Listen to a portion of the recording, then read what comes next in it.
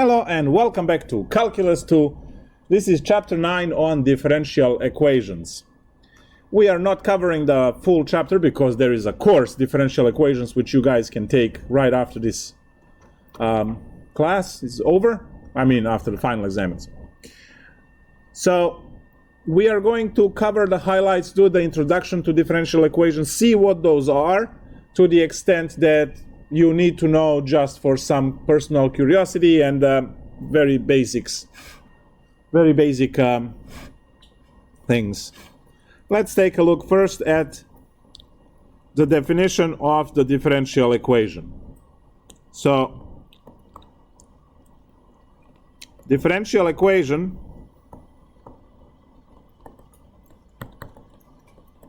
is the equation which contains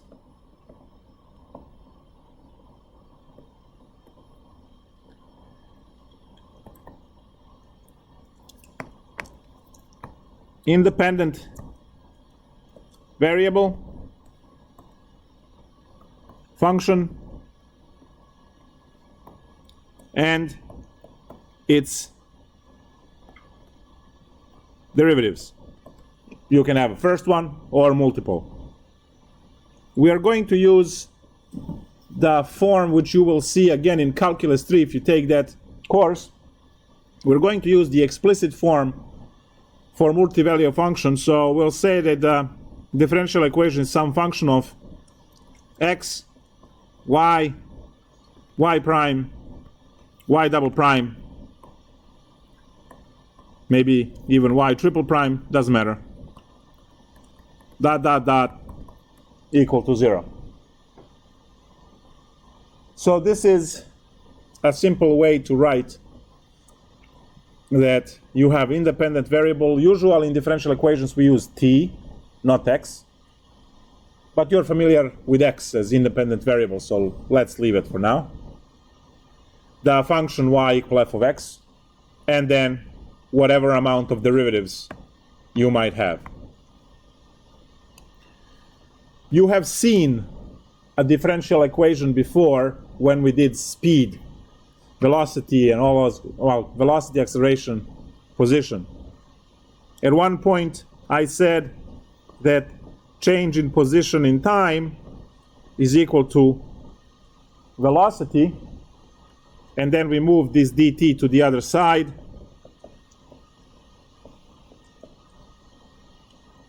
To integrate both sides to get that s of t was vt plus some constant c.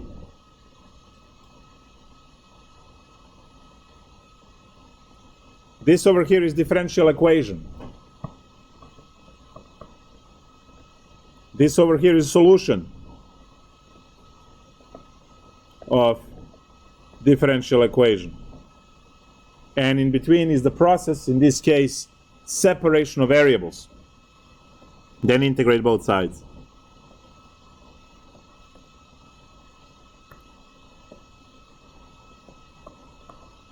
Now, obviously, we're going to look at all of these in more detail.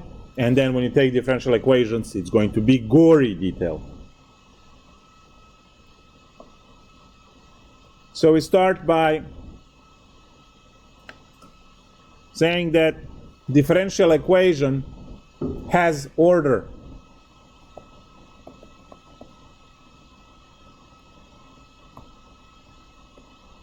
Actually, you know what? Let's first do something else, and then we'll get to this. Solution to differential equation is a function.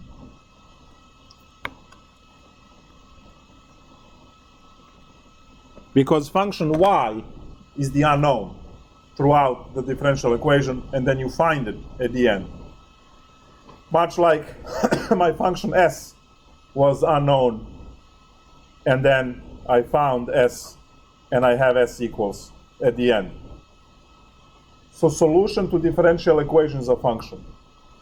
all equations you had so far, starting in kindergarten with counting, going all the way through today's lecture, solutions to all of your equations were numbers.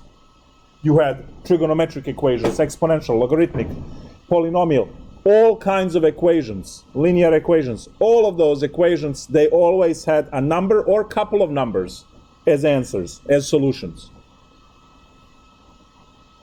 Differential equations are kind of higher creature.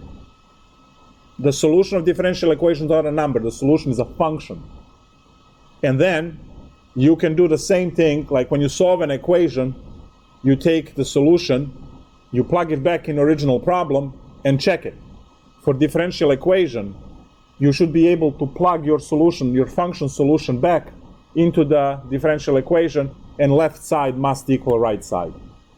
Now we are all going to cover, so that will be one of the things that you are responsible for, being able to check differential equation. So solution to differential equation is a function, not a number. It's a function. Here.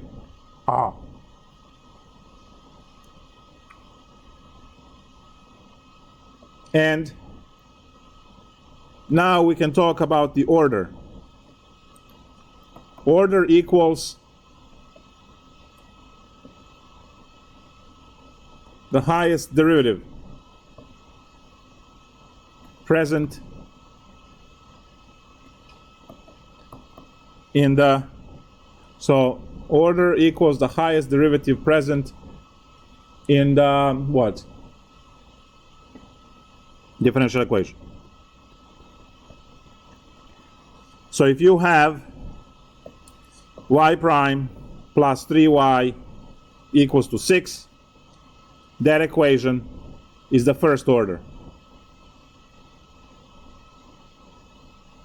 If you have y double prime plus 1 equal to, let's say, 0, that's the second order. And I'll let your intelligence take over from here. Third derivative is third order, fourth derivative is fourth order.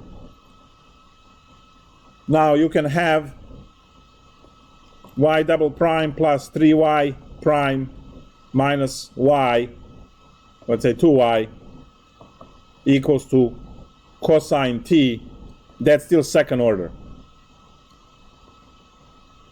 because the derivative of the highest order is the second derivative. Yes, the first derivative is present as well, but the same like with polynomials, you look at the highest power, the term with the highest power, and you claim that the order of the polynomial is whatever that highest power is. For differential equations, you look at the highest derivative and you claim that the order of differential equation is the same as that degree. So that's the order. The next one is trickier. Linear versus nonlinear.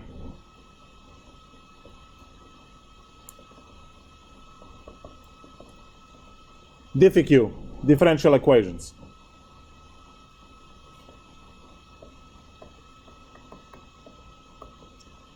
DiffQ is what people usually call them. Even in the department we say DiffQ, we don't say the differential equations when we talk about these courses. So linear versus nonlinear. You are used to linear being when you only have x. You're not allowed to have square root of x, x squared, x cubed, sine x, e to the x. You're not allowed to have any of that stuff. In order for your function to be linear, you only are allowed to have y equal mx plus b. And that's it. Because x must be of the first degree. And as soon as you change anything in that form, it stops being linear. For differential equation, that is more complicated. In general, linear equation means that you are not multiplying. Well, first of all, you should not have nonlinear functions inside. So, rules for linear. How about we put that in blue, linear.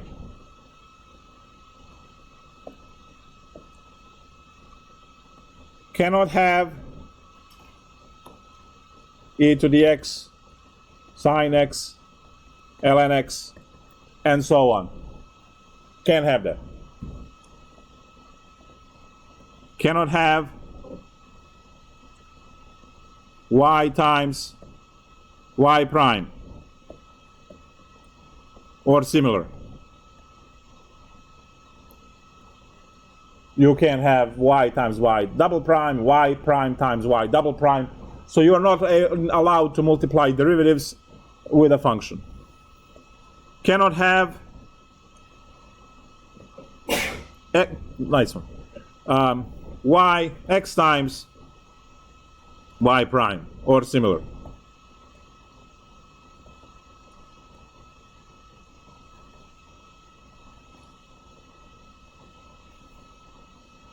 It's tough.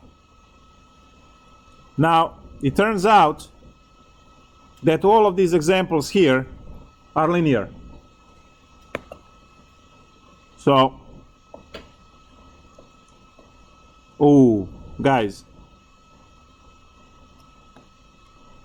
these are supposed to be y's. Oops. E to the y sine y, ln y, yeah. So all of the examples above are linear.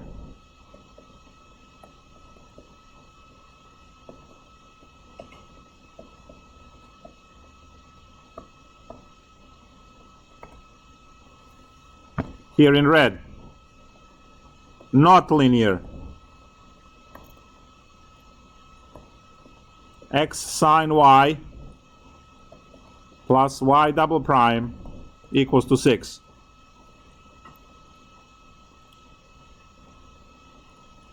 Y double prime plus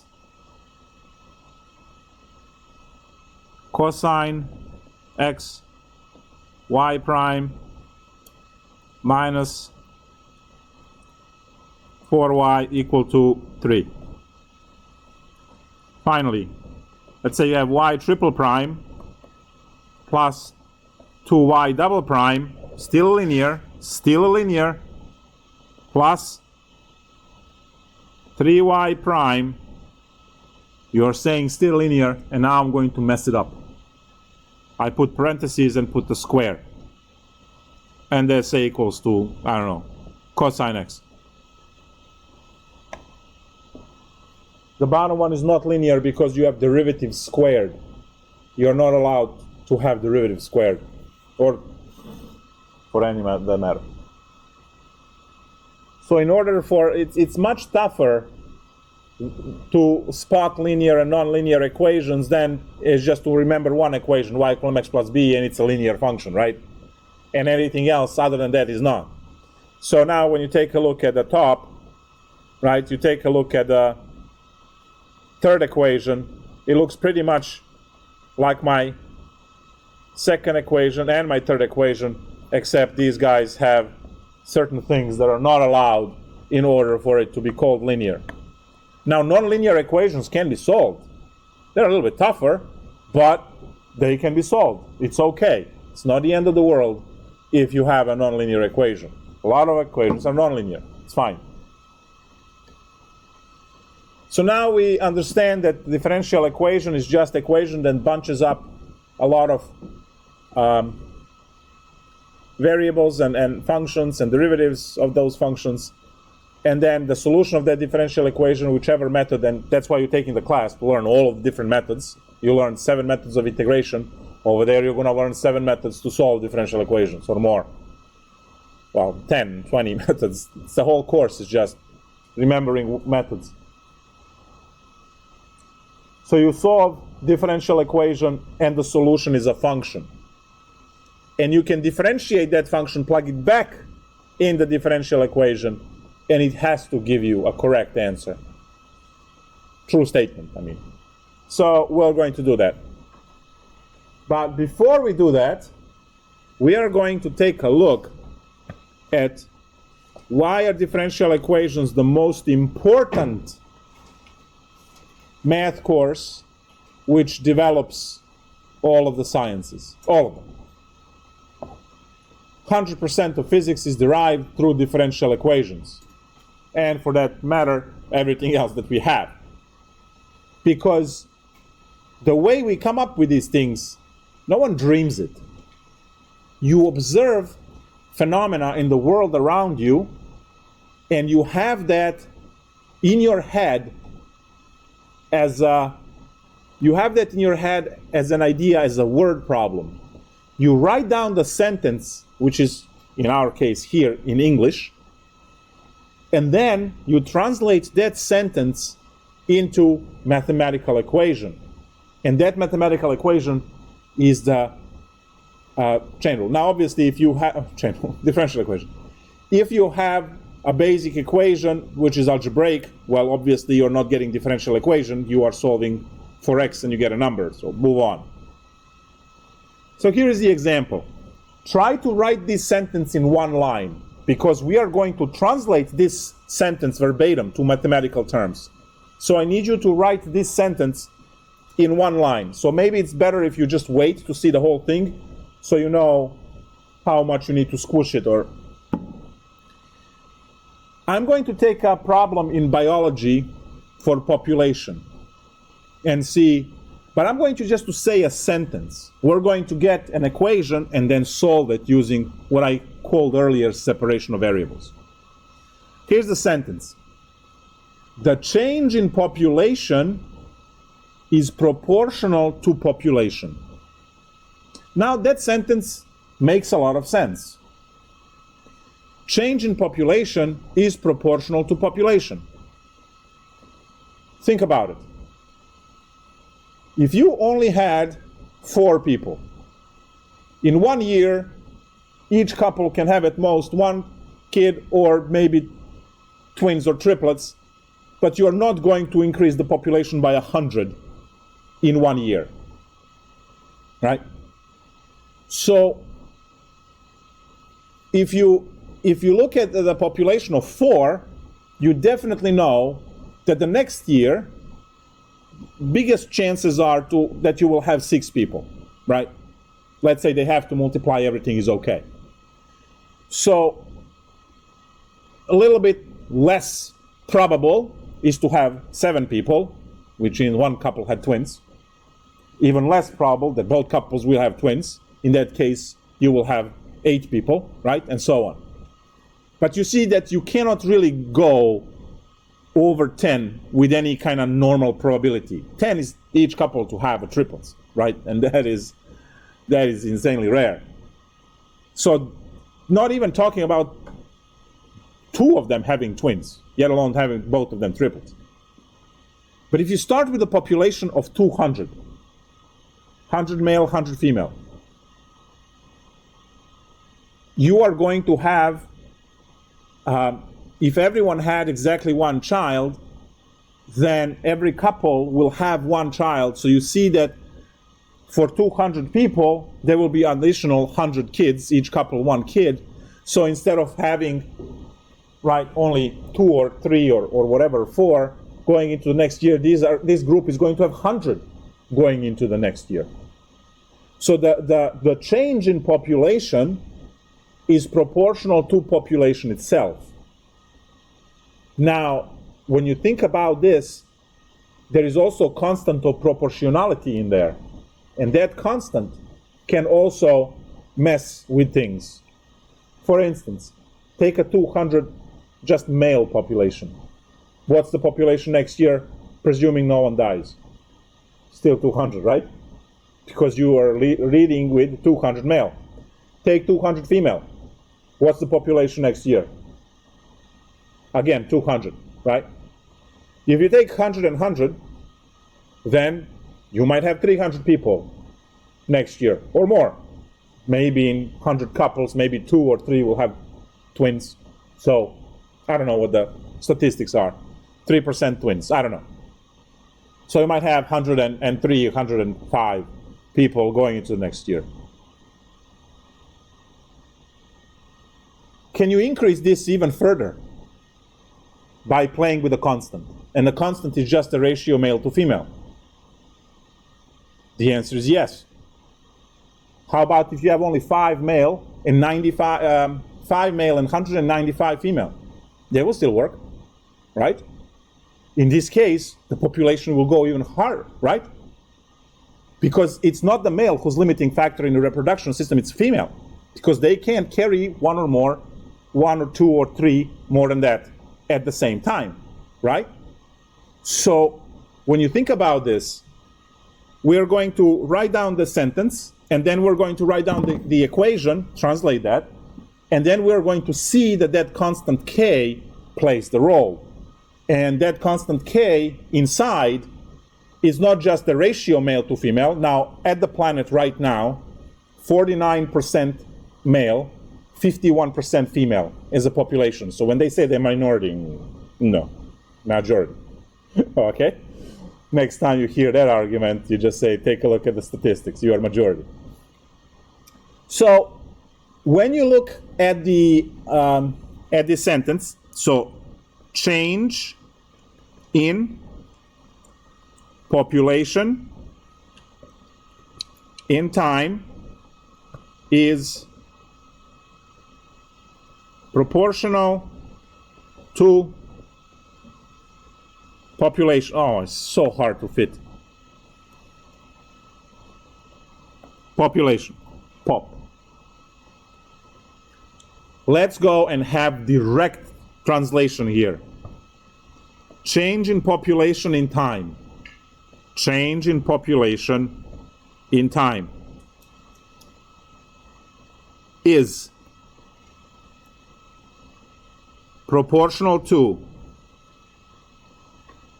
population. Now, population is a function because population changes in time, right? Now, if we switch from humans to rabbits, I think that rabbits are ready to go to reproduce the next year, I think. For humans, you have to wait at least whatever amount of years. Legally is 18, but I think 16, 15 is the actual reproduction, maybe even 14, I don't know. So for rabbits, I think they're ready to reproduce next year immediately. So let's say you start with 500 rabbits, you add 250, let's say each couple of rabbits had one rabbit only, multiply like rabbits, so there should be much more, but. So, let's say you have a 500 population of rabbits, so next year you're introducing 250, right? Each couple, let's say, had one, so now you have 750 rabbits.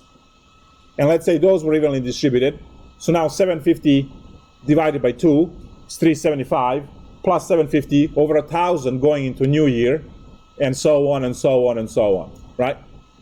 Now you see, the more you have, the more you get. And that's why you are able to say the change is proportional to population. Because if you start with a small population, the change in population will be small. Who makes money? Those who have money, right? For the fixed interest rate, there is a doubling time. So if the fixed interest rate, let's say 2%, whatever, there will be a doubling time of whatever, 20 years, let's say. If you put $1 and you wait 20 years, you have $2. If you put $1 million and wait 20 years, you have $2 million. See that? So in order to make money, you have to invest a lot of money.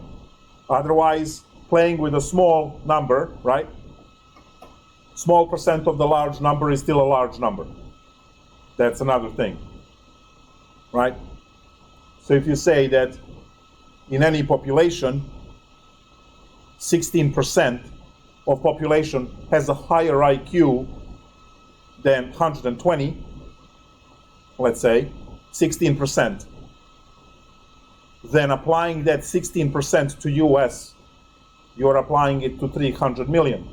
Applying that in China, you're applying it to 1.5 billion. So you are going to find 5 times more high IQ people in a population that it's 5 times larger. It's a very simple idea, right? So now, looking at this equation, the change in population here is proportional to the population itself. And here's that constant k, constant to proportionality, which in itself has encoded the birth rate, the death rate, death to texting while driving, and all of these other things in case of humans, and drinking and driving, right? And everything is encoded in that one constant k. And you get to think about that, well, you get to compute it when you take a look at numbers, obviously. So now, we are interested in the way to solve the differential equation that we have. And what we are going to use is a method called separation of variables.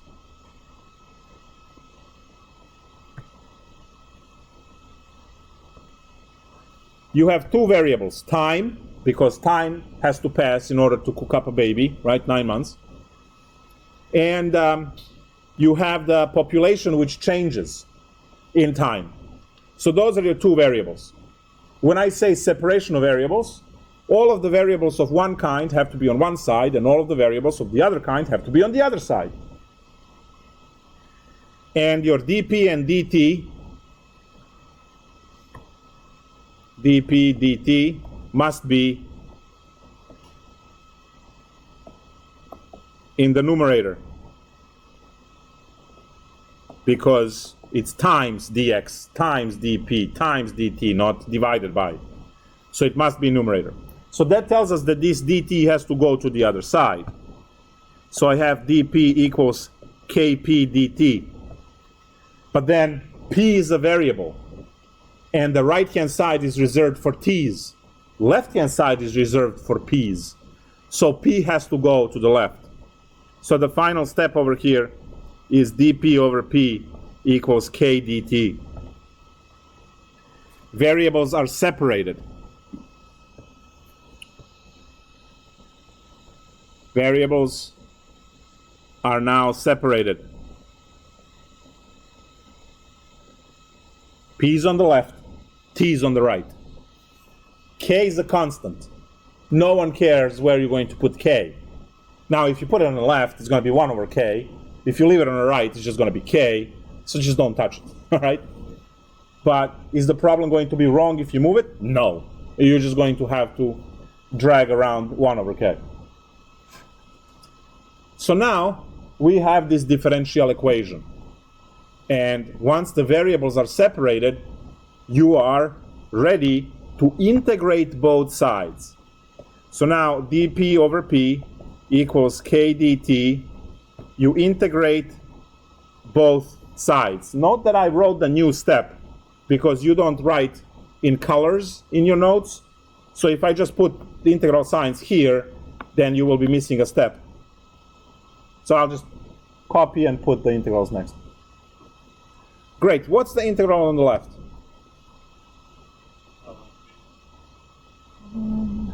Absolutely.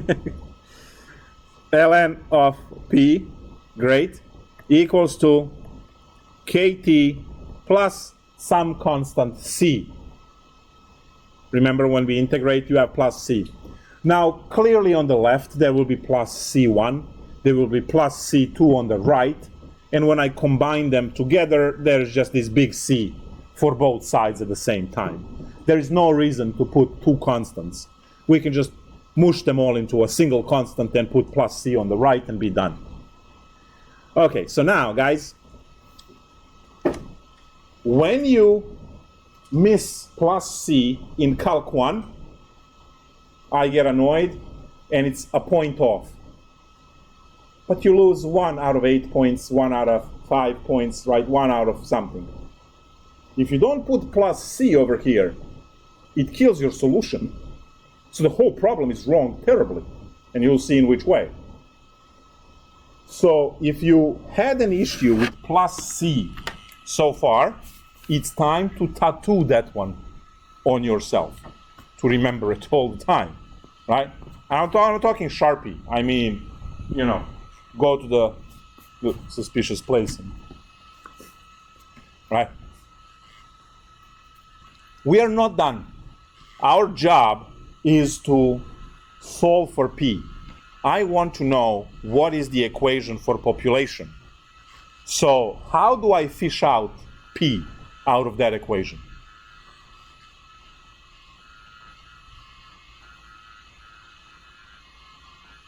Now that's algebra.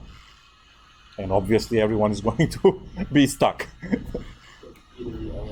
Exactly. Apply E on both sides. So E and E. So the left-hand side just becomes P of T. No need for absolute value anymore. ln is gone.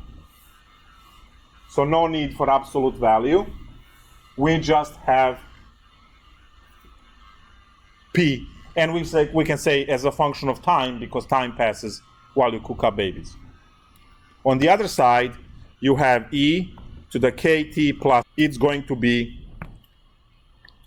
new constant, and we are going to call that P0, which works out to be initial population. Do you remember how I said, let's talk about reproduction? And I said, start with 4 people, right? Start with 4 people. And if there are 2 couples, each one has 1 kid, right? So P0 is 4. Or start with 500 rabbits. P0 is 500.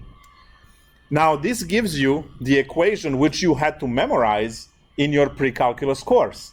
They told you that the population in terms of time was equal to initial population e to the kt, right?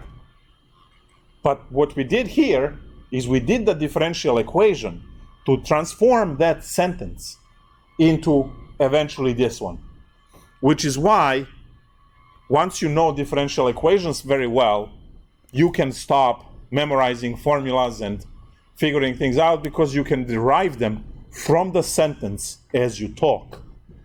Now, obviously, some of these equations are difficult to solve. Some are more annoying than others. There is a whole course teaching you methods, right? Chapter 1, first order. Chapter 2, second order. Chapter 3, power series. Chapter 4, Laplace transforms. Chapter 5, I believe, is numerical approximations with Euler method and Runge-Kutta methods. So it progresses very nicely and smoothly if you know Calc2. By parts, partial fraction, U sub, right? You will be integrating a lot in DiffyQ. So here is the full problem. We started with a sentence, change in population is proportional to population, to get all the way down to the equation which you were handed in your pre-calc course just to plug in numbers. Now you know how to get it. Another differential equation of the same type is this one. It's exactly the same, except we did not have kv. V was the constant. And you just move dt, separation of variables. You have s on one side, t on the other. You integrate both. You get s, which is position. As you can see, I am walking around right now. So, 3 seconds ago, I was by the wall over there. Now I'm in the middle of the classroom, right? So I had to cover distance in time. So position is a function of time. My position depends on how much time has passed. There is a limit up to which I can run, which is extremely high, but I'm not going to go into that. So we have differential equation, and we have this method of separation of variables to solve problems. Now, I also said that, well, let me make sure that you know this is solution. Solution. Now, this is actually general solution, because we will have to talk about particular solution as well. General solution for now. Now, I did mention earlier that we can check. So let's say you care, right? And you want to check. What do? Well, you have your function. and you have your differential equation. You are supposed to plug in and check. Now, obviously, this stuff goes for P. What do I do for dp dt? Well, I have to differentiate, right? So I will differentiate the function dp dt is equal to P0 is a constant, e to the kt times the chain rule is k. So now this stuff goes in the derivative. Once you solve differential equation, you will get a function. And then you have to differentiate that function once or twice or three times, depending on the order of your differential equation. And you will plug those where they belong. So plug function for P, plug derivative for dp dt. Now when you plug everything in, P0 e to the kt times k is equal to k times P0 e to the kt. Well, we see that the same, right? Yeah, in different order, put the k all the way in front, and there you go. So, good. It passed the check. So all you need to do is to plug in your values, and the problem is solved. I'm going to check one more differential equation. We're not going to solve this one. This is the second order wave equation. So, y double prime plus 1 equal to 0. Now, this one cannot be solved by separation of variables. So, we have to do some creative stuff. Chapter 2 of differential equations will teach you how to solve this using characteristic equation and some other cool stuff. If you're interested in this, you can just find it on the stream and watch it. The solution for this monstrosity is going to be a wave. C1 sine x or sine t plus C2 cosine t. So this is your differential equation. And this would be the solution to that differential equation. So now, if you want to check this, you are going to differentiate twice and plug in into the equation. And then you will have, so differentiate twice and plug in.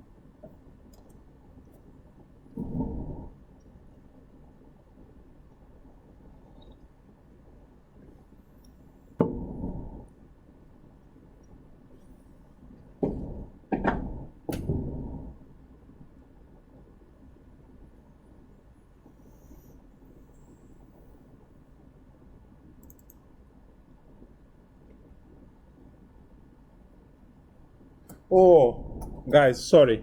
Not y double prime plus 1 plus y. Oops. Sorry. plus y.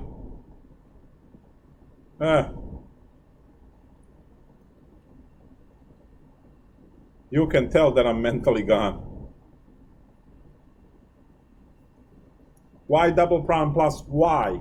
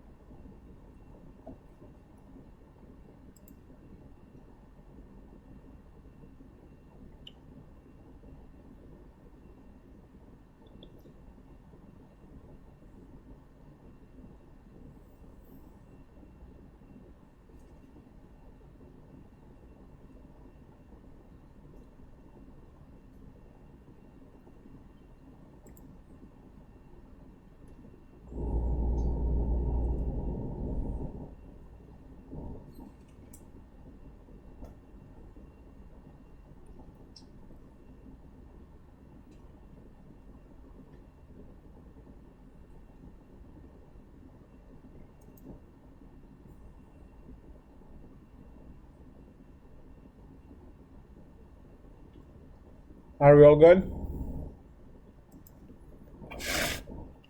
So the y prime, which we don't need, is c1 cosine t minus c2 sine t.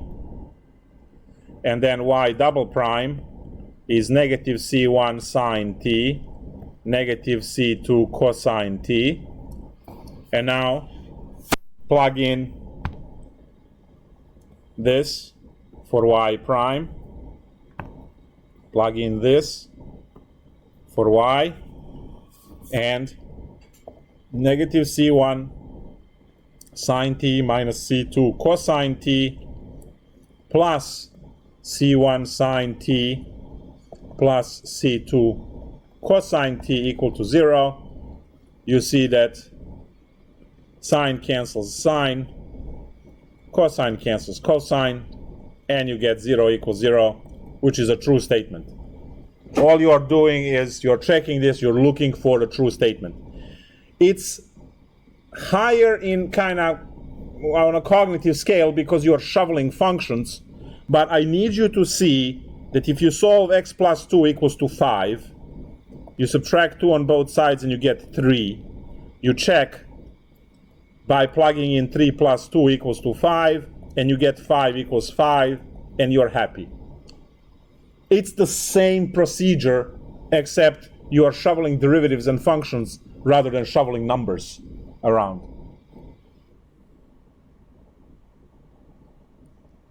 So that is the way to check differential equations. Now, differential equations have this constant that you get once you integrate, which means the differential equations have many solutions, infinitely many solutions. They create families of lines that are all stacked on top of each other, infinitely many of them, covering the space of the, right? So if I have that the population in time is P0 e to the kt, and we call that general solution, you are going to have a graph of exponential going through P0. But you are going to have all the other ones as well. They're all here, depending on what is your k. K is not the same. See, everyone has the same population here. But k is not the same. For instance, for Japan, k is negative because they are losing population. United States, also now, negative, losing population. Germany, negative, losing population. So, if you have negative k, then you have decay, which is the reduction in mass or population or whatever, money. And if you have a positive k, then it's growth, money, population, mass, whatever. when I eat, I exponentially gain mass. Which is normal, right? Now, what I can do is I can give you something that it's called initial condition. Remember that from Calculus 1, when you guys had to compute value c, they gave you a point to see exactly which function and how much c is. Now you get the same thing. You get the initial point, and that initial point is going to calculate k for you, and that model, in that case, will become one out of these infinitely many lines, and we are going to call that one particular solution. So this one is called general solution. Once I figure out the number k as a number, then I will have particular graph of a line, and it will become particular solution. So, say that your problem stated that population started with 500, I'll say units, all right? I don't care if you're talking about people, bacteria, or whatever. It's just going to be, in eyes of mathematics, it's just k value. That's all it is, right? And the difference between the population growth and change in the United States and Uganda is just k. Now, k is going to take on all of the issues that one country might have and all the issues that other country might not have in order for population to change. So population started with 500 units. Guys, that's 0, 500. And when you have a point 0 for time, then that 500 is a p0. That immediately makes your equation closer to, not there yet. Now we need, so I'm going to actually take this function here, say initial point given initial point. So that's something that you are given or you measured. I'll explain something really cool later. So now I have this, and let's say you measured the population. You went out and you counted, I don't know, rabbits, people, bacteria. So let's say next year there was, let's say, 700 rabbits. Well, that is the point 1/700, because the year is 1 year later, and the population is changed from 500 that we started in the year 0 to 700, so extra 200 rabbits. Now, what you have over here is t, and you have the population. You can plug those in, and you see that the only variable you need to compute is k at that point, and that's what you're looking for. So now population is 700, 500 initial, e to the k times 1 because it's a 1 year. So e to the k is 7/5. You ln both sides, and you finally have that k is equal to, make sure you put 4 significant digits. So we have ln of 7 divided by 5, 0.3365, and now I have what we call mathematical model for this population, where the population in time is given by 500 initial population, e to the 0.3365 t. If you remember your pre-calculus, you were given this, and you were supposed to calculate population in 5 years and so on. Well, that's easy. Just put t equals 5, and you will have population in 5 years. So we are able to take a sentence, transfer that sentence into mathematical equation, which we call differential equation, do the separation of variables, check the answer, and then if we have initial point given, next year there was 700, so this is that initial point, initial value. It's a value that you measure.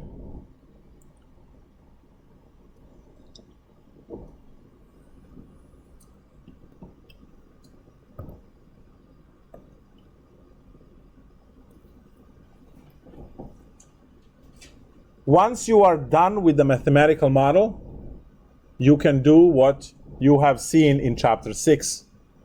Remember that we had, or chapter 10. No, chapter 10. Remember we had that one lesson on exponential functions when I said you can take limit, derivative, and integral of the population.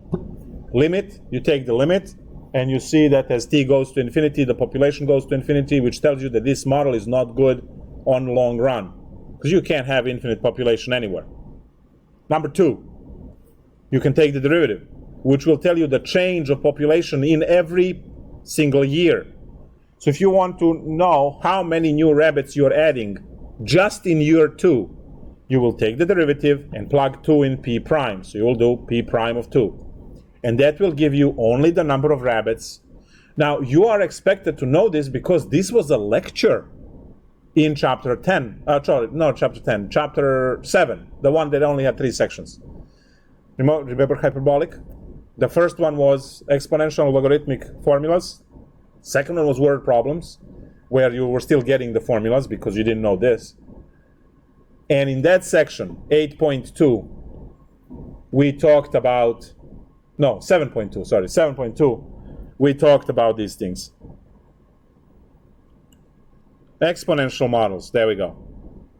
And I believe I did the problem on population, but I used the population of, the current population of Earth. Here's me saying, oh, you know the form of exponential, and you just change the numbers into population. We derived this equation through differential equations, right? That's how awesome these things are now. And I had over here population for t equals 0 to get my p0. So you see, everything is the same. Everything is the way you guys are used to calculate. Now you're used to calculating. Now you just have an extra piece that is separation of variables on top.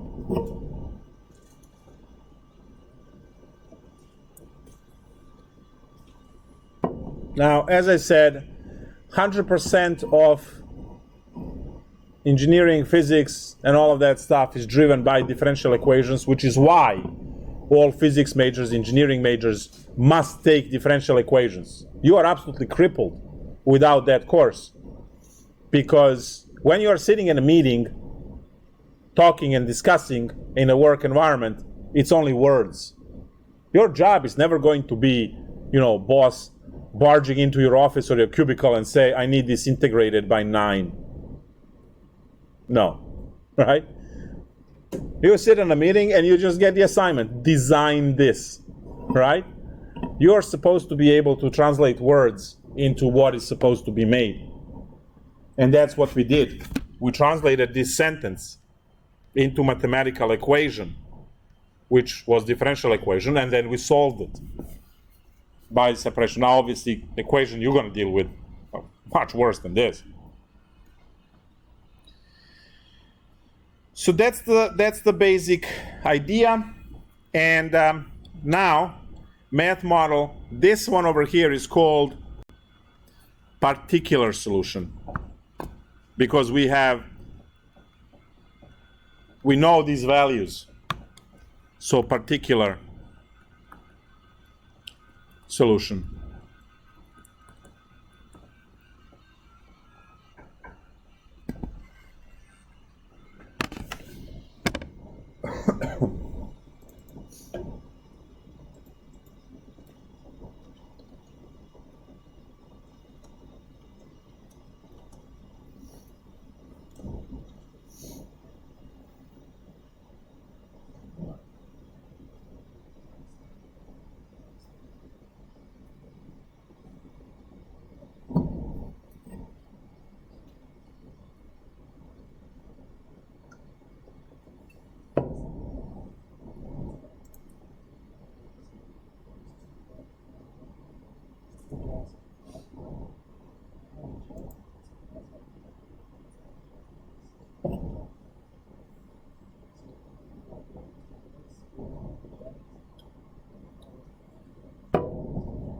as a challenge, I'm going to pose, this will be a regular homework exam question in differential equations.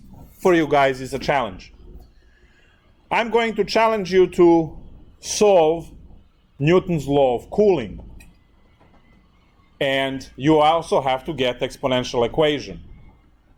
You saw my cup of tea. I wasn't drinking it right away because it was very hot. Now, it's very hot. We are in air-conditioned space. If I take the lid off, the cool air will be cooling the tea, and the tea at the same time will be heating the air.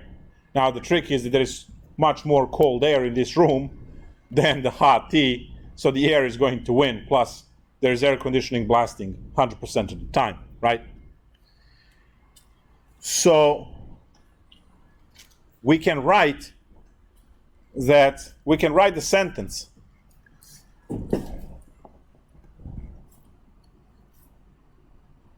Let me just get a good formulation for a sentence so I don't.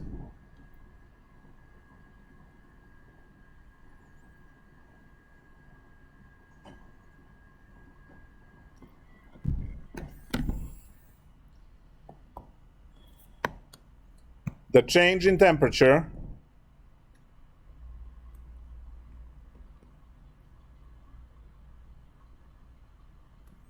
T, the change in temperature T in time is proportional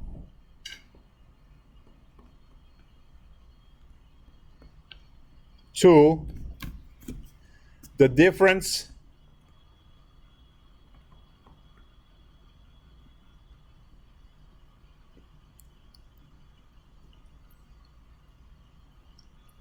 between the body temperature and its surroundings.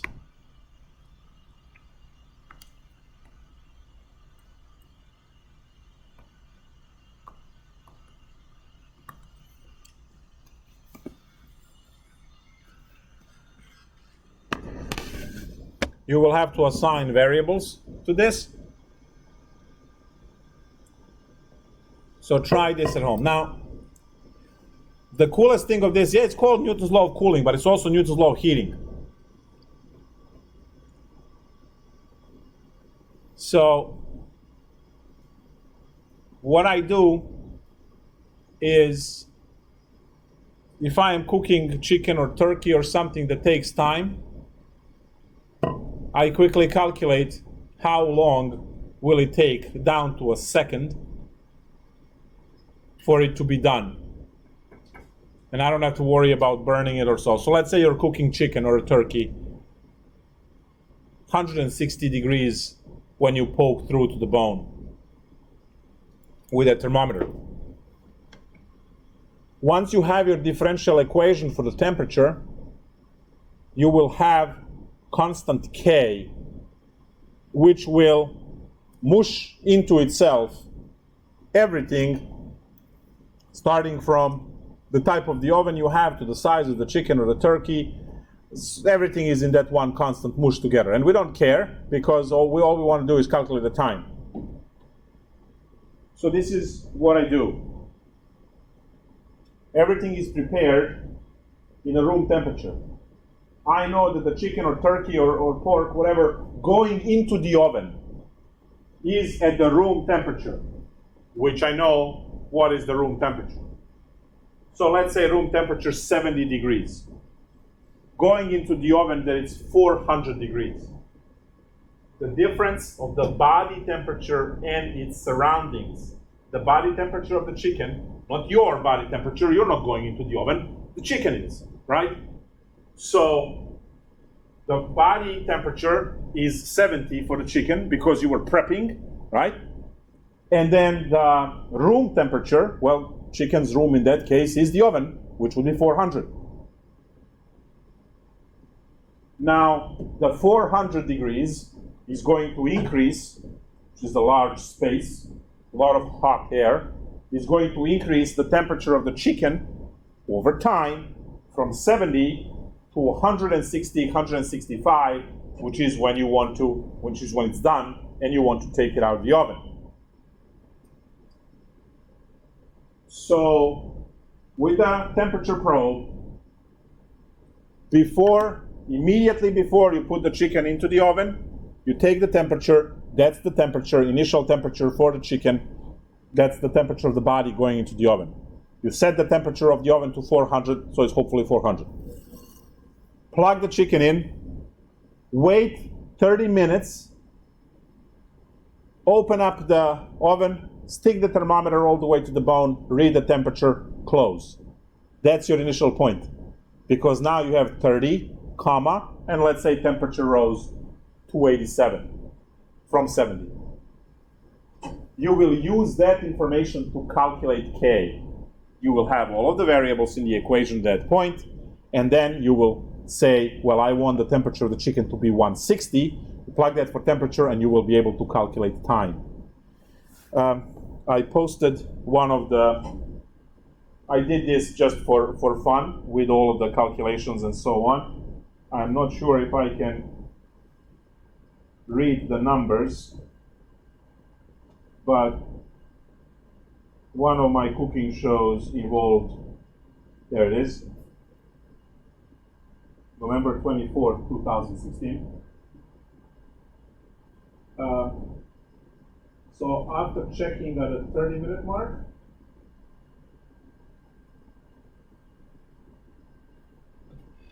the remaining time was 2 hours, 35 minutes, and 15 seconds. Timer, go, play your games.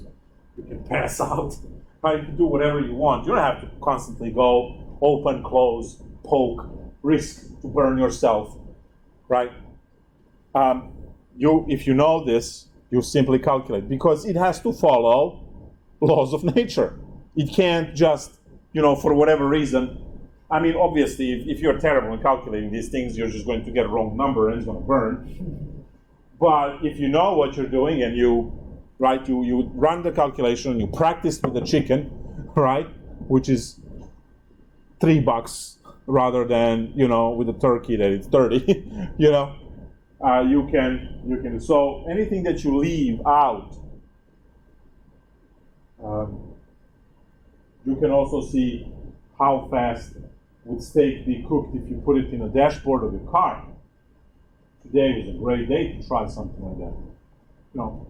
Take a piece of aluminum foil, put a piece of steak on, just stick it in a car. See how long it takes for it to be done, right? It has to cook it. It's at least 150 degrees on a dashboard if you don't have that cover today. And 150 is more than what you want in a steak, because hopefully you're eating a medium rare the way it's supposed to, not burned and charred. So your dashboard will be just fine. You have to wait much longer than if you had it on a grill or in the oven, obviously, because those are 400 or 500 degrees, right?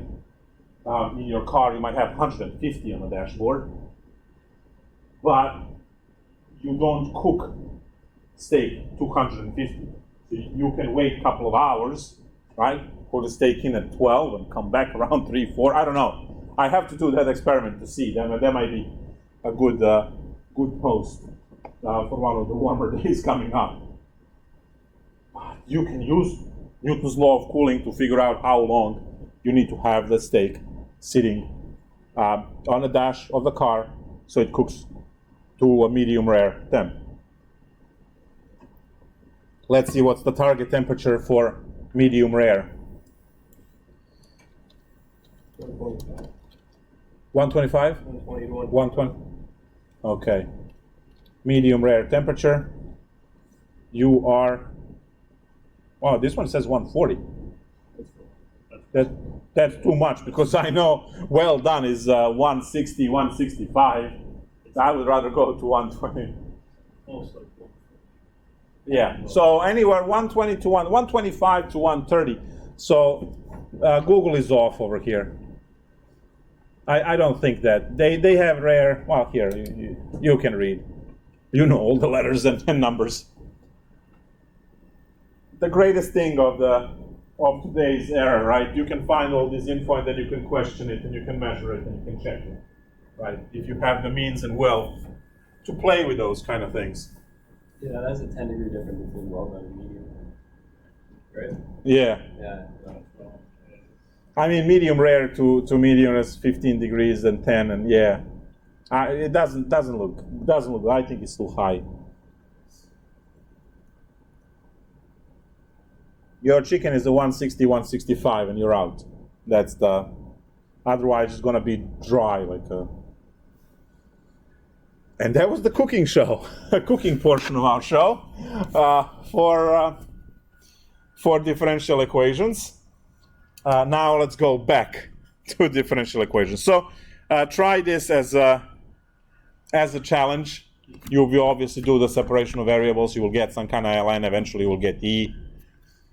And you can do it for heating or cooling.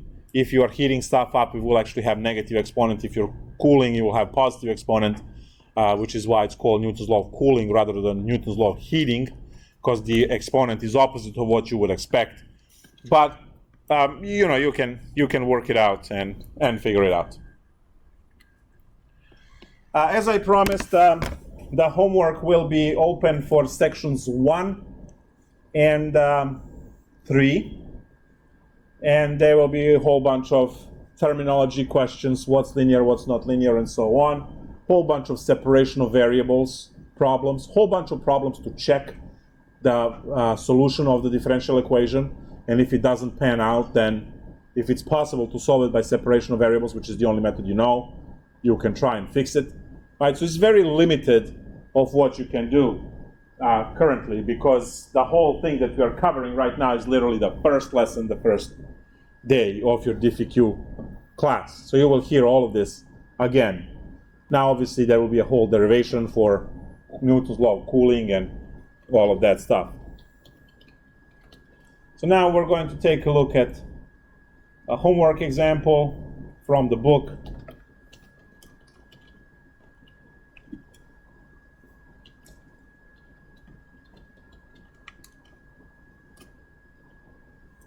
Just to make sure that they are doable.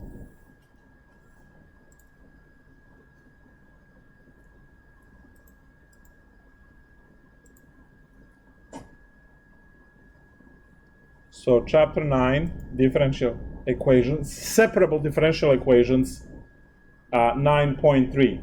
Then 9.4, special first order linear differential equations. And then 9.5 is the modeling, which is the word problems. This is what I was talking about. So you can peek into 9.5 if you care.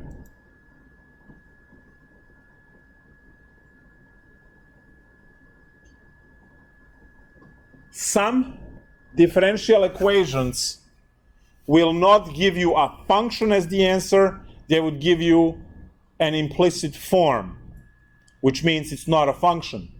You cannot solve it for y or p or whatever your variable is, and you have to leave it in implicit form. So I want to take a look at implicit form solutions, because all of these solutions we had so far were functions, particularly exponential and polynomial. Now, if you have the solution in the implicit form, here's the dy dt is equal to 1 plus x over 2 minus y, and they give you initial point y of 1 equals 1. This is a separable differential equation because you can have x's on one side and y's on the other side. So, this was supposed to be 1 plus t. T is on one side and y is on the other side. So 2 minus y dy is equal to 1 plus t dt. And then we hit both sides with the integral sign.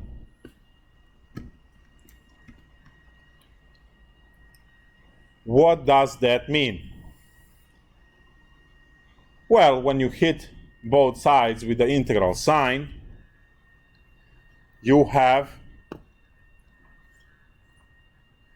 2y minus y squared over 2 plus c is going to go all on the right, so you don't have to worry about that. T plus t squared over 2, and here is plus c for the whole problem. As I said, c1 on the left, c2 on the right. So this c is technically c2 minus c1, but it's just a constant for the whole problem. Please note, so I'm going to box this and I'm going to say general solution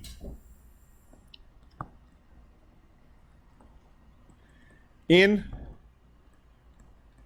implicit form. Is general solution in implicit form because you cannot write this as y equals everything else. There's no way for you to write this as y equals everything else, because you have y and y squared, and it's just you can't solve it. So it has to stay like this. Now that doesn't mean that you can't solve for c, because now we plug in that the y of 1 is equal to 1. Now this simply means t is 1 and y is 1, right? So when we plug that, we get 2 times 1 minus 1 squared over 2 is equal to 1 plus 1 squared over 2 plus c. And we will calculate the value for c. That's 2 minus 1/2 is equal to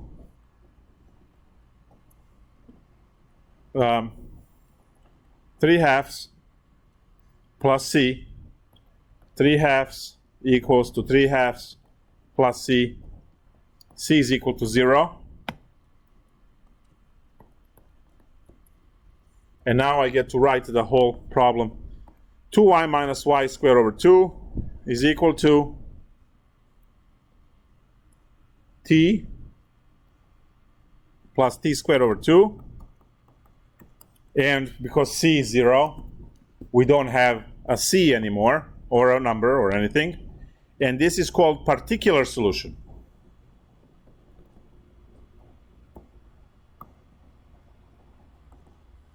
The solution for the point.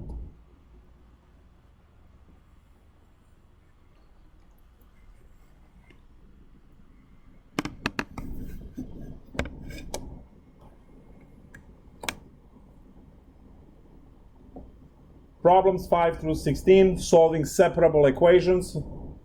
Problems 17 through 32, solving initial value problems, again separation, and then do this thing to calculate c. Problems 33 to 38, solutions in implicit form. And some of these you have to use technology because you won't be able to integrate. You cannot integrate every function, right? So when you exhaust the methods that you know, in that case, you go and you use technology to solve the problem. Bye.